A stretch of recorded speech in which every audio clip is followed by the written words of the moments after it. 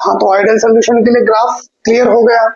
Ideal solution के लिए graph clear हो गया। अब हम ग्राफ किसके लिए किस सोल्यूशन के लिए देखेंगे? Graph for non ideal solution. जो नॉन आइडियल सॉल्यूशन होते हैं, और नॉन आइडियल में भी कितनी तरह के होते हैं? दो तरह के, है ना। एक तो पॉजिटिवली डेविएटेड जो नॉन आइडियल सॉल्यूशन होते हैं, एक नेगेटिवली डेविएटेड, है ना। तो हम पॉजिटिवली डेविएटेड के लिए भी देखेंगे और नेगेटिवली डेविएटेड के लिए भी देखेंगे। तो सबसे पहला ये कंसेप्ट क्लियर हो गया ना। अब हम देखेंगे आगे, है ना। तो सबसे पहले graph for non ideal solution, और केस नंबर फर्स्ट अगर मैं बात करता हूँ, फॉर किसके लिए? Positively deviated non ideal solution, मतलब ऐसे सॉल्यूशन जो पॉजिटिवली डेविएटेड हो, उनके लिए नॉन आइडियल सॉल्यूशन। अब पॉजिटिवली डेविएटेड क्या होते हैं?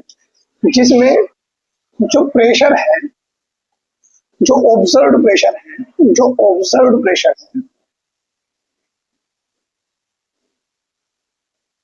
वो थ्योरेटिकल प्रेशर से क्या आता है? ज्यादा होता है। थ्योरेटिकल प्रेशर से क्या आता है? ज्यादा प्रेशर आए, उसको हम पॉजिटिवली डेविएटेड कहेंगे। और जब ऑब्जर्व्ड प्रेशर जो होगा थ्योरेटिकल प्रेशर से क्या आता है? कम आता है, तो उसको हम क्या कहते हैं? नेगेटिवली डेविएटेड कहते हैं। अब ये ऑब्जर्व्ड प्रेशर कैसे निकालते हैं आप लोग? ये कहां से निकाला जाता है? ये निकाला जाता है एक्सपेरिमेंट से। ये तो एक्सपेरिमेंट्स के जरिए निकाला जाएगा। और ये थ्योरेटिकल प्रेशर कहां से निकाला जाता है किसी भी कंपोनेंट का? ये निकाला जाता है फ्रॉम वोल्ट लॉ। ये वोल्ट लॉ का जब एप्लीकेशन लगाया जाता है तब ये निकाला जाता है। अब जैसे मैं बात करता हूँ, एक पॉजिटिवली डेविएटेड सॉल्यूशन ए और बी कंपोनेंट से मिलके बना है, जिसके लिए मुझे ग्राफ ड्रॉ करना है। तो सबसे पहले चूंकि वो पॉजिटिवली डेविएटेड है, तो pressure of partial pressure of A जो ऑब्जर्व होगा वो ज्यादा होगा किससे? पी नॉट ए और मोल फ्रैक्शन ऑफ ए, इन दोनों की मल्टीप्लिकेशन से। ये जो ऑब्जर्व प्रेशर है, पार्शियल प्रेशर है, ये और ये क्या है?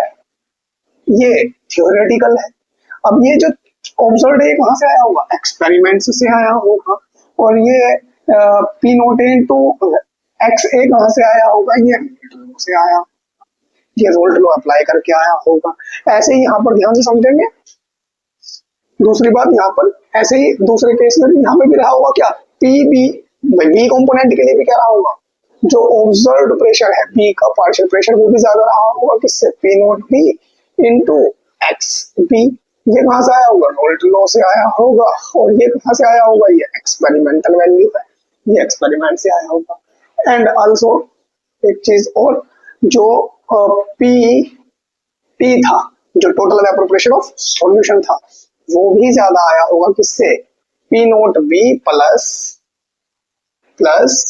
P naught A minus P naught B into X A से।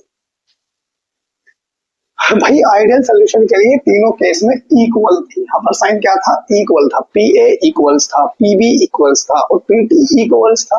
लेकिन यहाँ पर क्या हो गया? पॉजिटिवली डेविएटेड के लिए ये सब ग्रेटर देन साइन में चला गया, तभी तो पॉजिटिवली डेविएटेड रहेगा। और ये कहां से आया होगा? ये तो ऑब्जर्व्ड वैल्यू तो कहां से आएगी? एक्सपेरिमेंट से आई होगी। और ये कहां से आया होगा? From volt law, from volt law ये आया होगा। ठीक है, इसी को तो हम क्या कहते हैं? Positively deviated non ideal solution कहते हैं। अब इसके लिए ग्राफ आपको ड्रॉ करना है, पहले ध्यान से समझना। ये एज इट इज यही ग्राफ है फिलहाल। मतलब यहाँ पर क्या होगा? यहाँ पर क्या होगा? एक्स ए एक्स बी, एक्स ए के लिए ये ओरिजिन है, ऐसे बढ़ेगा। एक्स ए की वैल्यू सॉरी एक्स ए की वैल्यू क्या होगी? 0 to 1। एक्स बी के लिए ये ओरिजिन ऐसे बढ़ेगा, एक्स बी 0 और एक्स बी इक्वल्स टू 1।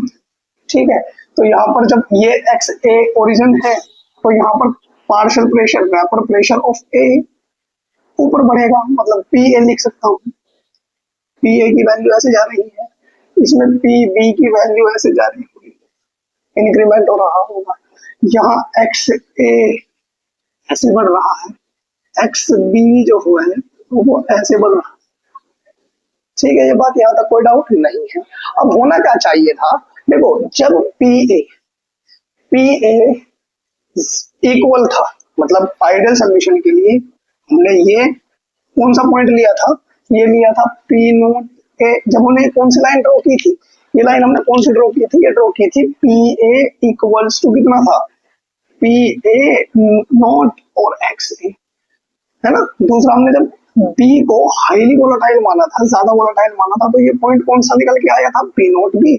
और ये दूसरी लाइन ड्रॉ हुई थी which is P B equals to P naught B into X B, ये लाइन ड्रॉ हुई थी। और एक total vapour pressure of solution की भी ड्रॉ हुई थी, वो हुई थी, ये कौन सी थी, P T equals to P naught B plus P naught A minus P naught B into X A, ये रही लाइंस, ये ड्रॉ हुई थी आइडियल सोल्यूशन के लिए। अब चूंकि ये सोल्यूशन क्या हो रहा है, पॉजिटिवली डेविएट हो रहा है, पॉजिटिवली डेविएट हो रहा है, मतलब जो पार्शियल प्रेशर ए का है वो जितना आना चाहिए था उससे क्या आ जाएगा, थोड़ा उससे क्या आ जाएगा, एक्सपेरिमेंटल वैल्यू ज्यादा आ जाएगी, तो यानी कि ये थोड़ा सा क्या आ गया, ज्यादा आ जाएगा। ये पी ए क्या हो गया है, पॉजिटिवली डेविएट हो गया है, पॉजिटिवली डेविएट हो गया है। ऐसे पीबी भी ऑब्जर्व वैल्यू क्या हो जाएगी, पॉजिटिव डेविएट हो जाएगी, ऊपर बढ़ जाएगी। और ये पीटी भी क्या हो जाएगा, पॉजिटिव डेविएट हो जाएगा। तो ये नया ग्राफ निकल के आएगा किसके लिए, ये नया ग्राफ किसके लिए निकल के आएगा, उस केस के लिए, उन सॉल्यूशंस के लिए जो नॉन आइडियल है, और नॉन आइडियल में भी कौन से हैं, पॉजिटिवली डेविएटेड हैं। नेगेटिवली डेविएटेड के लिए क्या होगा, मैं इसको यहीं पे ड्रॉ करूंगा, ध्यान से समझना। केस नंबर सेकंड यहीं पे ड्रॉ कर देता हूं, केस नंबर सेकंड, उसके बाद हम आइसोट्रोप्स के लिए देखेंगे। केस नंबर सेकंड अगर मैं बात करता हूँ, फोर किसके लिए, negatively deviated non ideal solutions के लिए। अब यहाँ पर क्या होगा, प्रेशर जो होगा, है ना, ऑब्जर्व जो प्रेशर होगा वो क्या होगा, कम होगा थ्योरेटिकल प्रेशर से, ये थ्योरेटिकल प्रेशर से कम होगा। अब ये ऑब्जर्व प्रेशर कहाँ से मिलेगा, आपको एक्सपेरिमेंट्स के जरिए मिलेगा। और ये थ्योरेटिकल प्रेशर आपको कहाँ से मिलता है, रेनॉल्ट लॉ से मिलता है। जब रेनॉल्ट लॉ अप्लाई करके किसी भी कंपोनेंट का इंडिविजुअली क्या निकालते हैं, प्रेशर निकालते हैं, that is the theoretical pressure, that is the theoretical pressure. तो यहाँ पर ये बात जब अप्लाई करोगे आप इन केसेस के लिए, तो क्या होगा, जब यही बात आप अप्लाई करोगे, ये जो बात है ये वाली, ये जब अप्लाई करते हो इस केस के लिए, ए के लिए, बी के लिए और सोल्यूशन के लिए, तो क्या बनेगा, partial pressure of A which is observed, या observed partial pressure of A will be less than 2 P naught A into XA. Similarly, partial pressure of B, observed partial pressure of B जो होगा वो भी less होगा किससे, theoretical partial pressure of B। theoretical partial pressure कहाँ से निकालेंगे, Renault law से निकालेंगे। एंड जो पार्शियल प्रेशर होगा, ऑब्जर्व्ड पार्शियल प्रेशर होगा सोल्यूशन का, जो ऑब्जर्व्ड पार्शियल प्रेशर होगा किसका, सोल्यूशन का, वो भी लेस होगा जो थ्योरेटिकल पार्शियल प्रेशर है किसका, सोल्यूशन का। थ्योरेटिकल कैसे निकालते हैं, अप्लाई करके किसको, रेनॉल्ट लॉ, ऐसे निकालते हैं आप। अब इसके लिए वही चीज है, देखो ध्यान से, इसको ग्राफ को भी समझेंगे भाई। ये एक्स ए मतलब ये तो पार्शियल प्रेशर मान लो ए का है, ये पार्शियल प्रेशर किसका है, बी का है। ए का जो है वो ए का मोल फ्रैक्शन से वेरी कर रहा है, तो ये ओरिजिन किसका है, ए के लिए है, कंपोनेंट ए के लिए, कंपोनेंट बी के लिए ओरिजिन है। तो यहाँ पर एक्स ए की जो वैल्यू है ये 0 है, जब ये ओरिजिन है, और यहाँ तक कितनी है, हाईएस्ट वैल्यू जो हो सकती है वो 1 हो सकती है, मतलब एक्स ए की वैल्यू जो है ऐसे बढ़ रही है। अगर मैं इसको ओरिजिन मानता हूँ एक्स बी का, तो ऐसे बढ़ रही है एक्स बी की वैल्यू। तो यहाँ पर हाईएस्ट वैल्यू जो ऑब्टेन होगी वो कितनी होगी, 1, क्योंकि मोल फ्रैक्शंस में हमेशा 0 to 1 वैल्यू वेरी करती है। अब यहाँ पर ध्यान से देखेंगे, जो आइडियल सॉल्यूशन के लिए अगर मैं ड्रॉ किया था, इसके लिए क्या था, क्या होना चाहिए था, मैंने याद रखना फिर से वही बात है कि ए को मैंने लेस वोलेटाइल माना है, तो ए का पार्शियल प्रेशर जो होगा वो कम होगा बी के पार्शियल प्रेशर से। अगर बी को लेस वोलेटाइल मान लेते हैं तो ये केस, ये पॉइंट ऊपर आ जाएगा, ये नीचे आ जाएगा। और अगर दोनों इक्वल वोलेटाइल हैं तो क्या होगा, दोनों का पार्शियल प्रेशर आपस में बिल्कुल इक्वल आएगा। मैं दोनों को ये मान के चल रहा हूँ। अब ये जो लाइन थी ये कौन सी लाइन थी, जब मैंने किसको ड्रॉ किया था, ये किया था मैंने P A equals to P naught A into X A, ये ड्रॉ किया था। लेकिन मुझे कौन सी ड्रॉ करनी है इस बार, कि पी ए जो है वो कम है, पी ए जो वो कम है, तो कम करने के लिए क्या होगा, नेगेटिव डेविएट हो गया। मतलब ये लाइन कौन सी है, ये है P A less than to P naught A into X A. P A की वैल्यू जो है P A into X A से क्या आ गई है, कम आ गई है। उसी तरह से ये नेगेटिव डेविएट हो गया है, नेगेटिव डेविएट हो गया है। और जब टोटल वेपर प्रेशर जो होना चाहिए था शुरुआत में आइडियल सॉल्यूशन के लिए बिल्कुल इस तरह से कैरी कर रहा था, इस तरह से चल रहा था, लेकिन यहाँ पर नेगेटिवली क्या हो जाएगा, वो डेविएट हो जाएगा। तो नेगेटिवली डेविएट हो जाएगा, मतलब ये वाली जो लाइन है, ये लाइन कौन सी है, ये वाली जो लाइन है, ये वाली, हाँ ये वाली जो लाइन है ये कौन सी है, ये है P B less than to P naught B into X B. ये वाली जो लाइन है, ये जो डेविएट हुआ है, ये वाली लाइन कौन सी है भाई, ये वाली लाइन तो ये थी P T equals to P naught B plus X, P naught A minus P naught B into X A. But ये जो है ये फिक्स हो गई है, तो ये क्या होगी, P T less than to P naught B plus P naught A minus P naught B into X A. और यहाँ पर ये कौन सी लाइन थी, यहाँ पर ये लाइन कौन सी थी, ये तो इक्वल्स वाली कंडीशन को फॉलो कर रही थी, P T equals to that. और यहाँ पे क्या होगा, पी टी ग्रेटर, ज्यादा आ गया है किससे, P naught B plus P naught A minus P naught B into, ये क्या होगा, ये वाली लाइन कौन सी थी, ये वाली लाइन, ये क्या थी, ये तो पी ए इक्वल्स टू थी पी नोट ए एक्स ए की, तो ये क्या हो गई है, पी ए ज्यादा डेविएट हो गई है, ज्यादा डेविएट हो गई है पी नोट ए और एक्स ए। सिमिलरली दिस, तो ये ग्राफ आई होप आपको समझ आ गए होंगे। तो ये नॉन आइडियल सॉल्यूशंस जो पॉजिटिवली डेविएट हैं, नेगेटिवली डेविएट हैं, उनके लिए ग्राफ्स हो गए। अब मैं ग्राफ सीखना चाहता हूँ एजोट्रॉप के लिए, बहुत ध्यान से, ठीक है ना। पहले इसको कॉपी करो,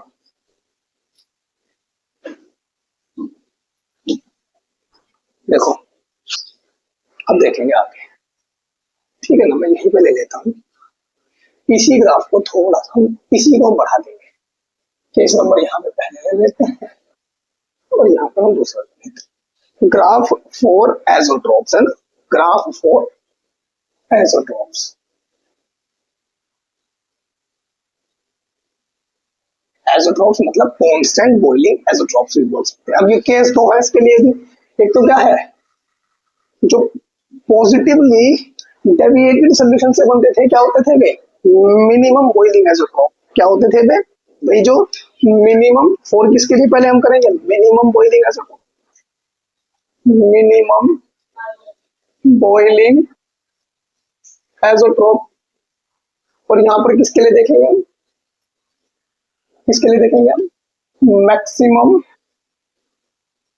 बॉइलिंग एजोट्रॉप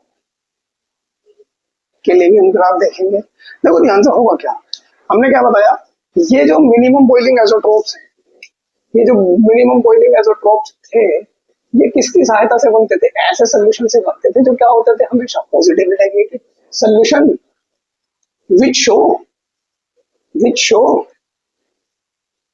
पॉजिटिव डेविएशन, उनसे बनते थे। और ये वाले जो मैक्सिमम बॉइलिंग एजोट्रॉप थे, ये किससे मिलकर बनते थे, वे सॉल्यूशन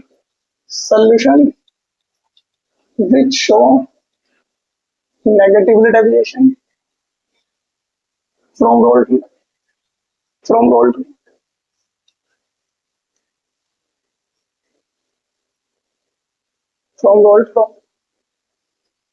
अब देखो ध्यान से, मतलब ये वो सॉल्यूशन था जो पॉजिटिवली क्या हो रहा था, डेविएट हो रहा था। मतलब आइडियल में, बहुत ध्यान समझिए, ए का पार्शियल प्रेशर आइडियल के लिए ये था, कोई कंपोनेंट था ए किसी भी सॉल्यूशन में, उसका जो इंडिविजुअल पार्शियल प्रेशर था, अगर वो आइडियल सॉल्यूशन था तो ये होना चाहिए, यहाँ पे होना चाहिए था।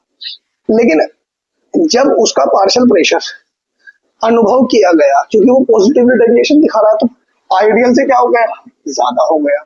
ऐसे बी का भी ज्यादा हो गया, जिसकी वजह से total vapour pressure of solution क्या हो गया, ज्यादा हो गया, ऑब्जर्व है ना, ज्यादा हो गया। अब यहाँ पर क्या है, ये जो टोटल वेपर प्रेशर है वोल्ट से निकल के जो आया है वो है ये, ठीक है। अब जो एजोट्रोप्स है, एजोट्रोप्स क्या होते हैं, जो और लार्ज डेविएट हो जाते हैं, जो और मतलब जितना डेविएट होना चाहिए था, ये पॉजिटिव डेविएटेड तो है, लेकिन इनको जितना डेविएट होना चाहिए था ये उससे भी ज्यादा क्या हो जाते हैं, डेविएट हो जाते हैं। मान लो और ज्यादा क्या होगा, ये डेविएट होना यहाँ पे चाहिए था, वो यहाँ पे गए। तो ये क्या है, ये वाला जो ग्राफ मिल गया है, तो मैं इसको रब कर दूँ, ये रहने दो, मतलब इसको रब कर दूं, तो यहाँ पे डेविएट होने चाहिए थे ये अगर यहाँ पे डेविएट होता तो ये क्या था, पॉजिटिव डेविएशन था। लेकिन ये पॉजिटिव डेविएशन से भी ज्यादा डेविएट जब हो जाएगा, जब ज्यादा डेविएट हो जाएगा तो इसे क्या कहेंगे हम, मिनिमम बॉइलिंग आइसोटोप। और यहाँ पर क्या होगा, नेगेटिव डेविएशन में जितना डेविएशन होना चाहिए था उससे भी क्या हो जाएगा, कम डेविएट हो जाएगा। Total vapour pressure of solution क्या हो जाएगा, कम डेविएट हो जाएगा। तो उसे क्या कहेंगे हम, उसे क्या कहेंगे हम, मैक्सिमम बॉइलिंग आइसोटोप। अब ध्यान से समझना ऐसा क्या है। एक बात बताओ, जो वेपर प्रेशर होता है किसी भी कंपोनेंट का, वो उसके बॉइलिंग पॉइंट के इनवर्सली प्रोपोर्शनल होता है।